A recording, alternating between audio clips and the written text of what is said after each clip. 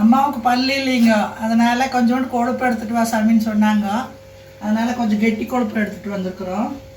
அது தனியாக போட்டு மிளகாத்தூள் வெங்காயம் போட்டு அப்படியே வேவிச்சு கொடுத்தா நல்லா சாப்பிட்டுக்குவாங்க. அதுக்கோசரம் கொஞ்சம் எடுத்துகிட்டு வந்திருக்கேன்.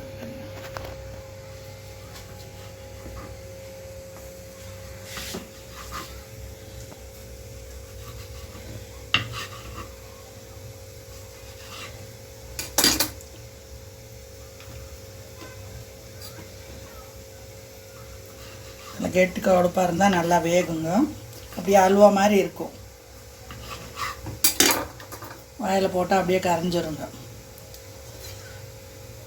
ஒவ்வொருத்தருக்கும் ஒவ்வொன்றும் இஷ்டம். இவங்களுக்கு அது இஷ்டம்.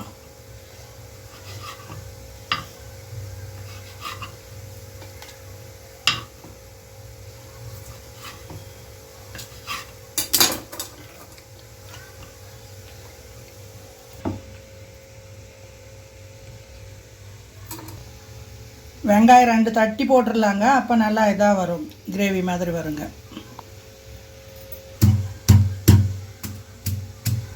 இல்லைன்னா வெங்காயம் கூட சாப்பிட முடியாதுங்க அவங்களால.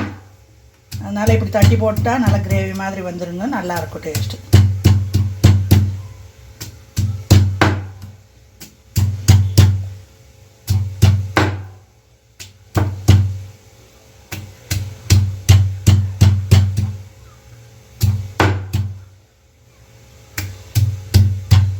வயசானவங்க இருந்தால் இந்த மாதிரி செஞ்சு கொடுங்க. அவங்களுக்கு என்ன நோய் நொடி இல்லைன்னா. அம்மாவுக்கு கடவுள் புண்ணியத்தில் ஒன்றும் இல்லைங்க, அதனால் நான் செஞ்சு கொடுக்குறேன்.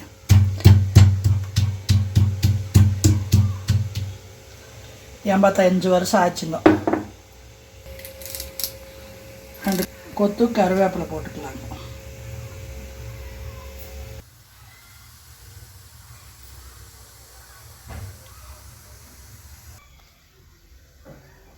கொஞ்சோண்டு எண்ணெய் ஊற்றிக்கலாங்க, வெங்காயம் வேகிறதுக்கு மாத்திரம்.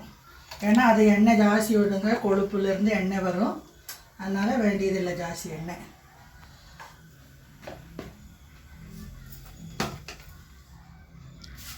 ரெண்டு 3 கடுகு போட்டுக்கலாங்க.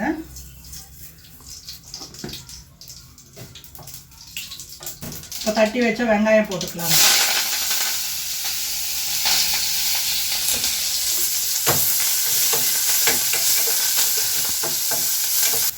இப்போ கொழுப்பு போட்டுக்கலாங்க, கெட்டி கொழுப்பு.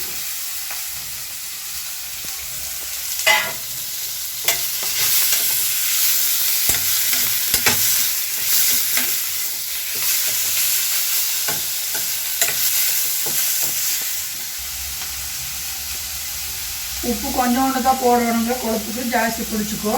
ஒரு இத்தினோண்டு போடுறேன், ஒரு 4 ஸ்பூன் அளவு. அப்புறம் பார்த்துட்டு போட்டுக்கலாங்க.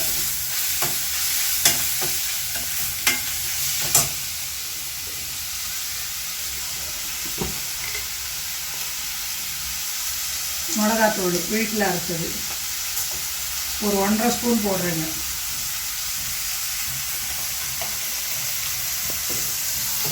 இதுலேயே நல்லா பரட்டி விட்டுக்கலாங்க. இப்போ கொஞ்சம் தண்ணி ஊற்றி வைக்கலாங்க.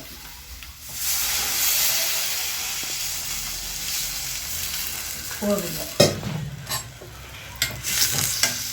இதுலேயே நான் ஒரு 5 நிமிஷம் வேகட்டுங்க. ஃபுல் தண்ணி எல்லாம் ட்ரை ஆகட்டும், அப்போ வெந்துருங்க.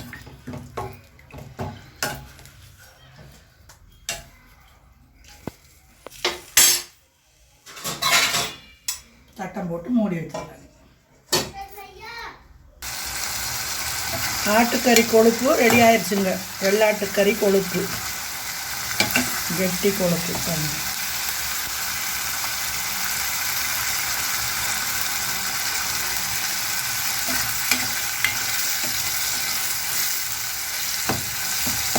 போதுங்க. இப்போ ஆஃப் பண்ணிடலாம். ட்ரை ஆக ஆக எண்ணெய் வந்துட்டே இருக்கும், அதனால் போதும். சாப்பாட்டு கூட பிணைஞ்சு சுட சுட சாப்பிட்லாங்க, நல்லாயிருக்கும். வெறும் வாயிலையும் சாப்பிட்லாங்க. ஆஃப் பண்ணிடுறேன்.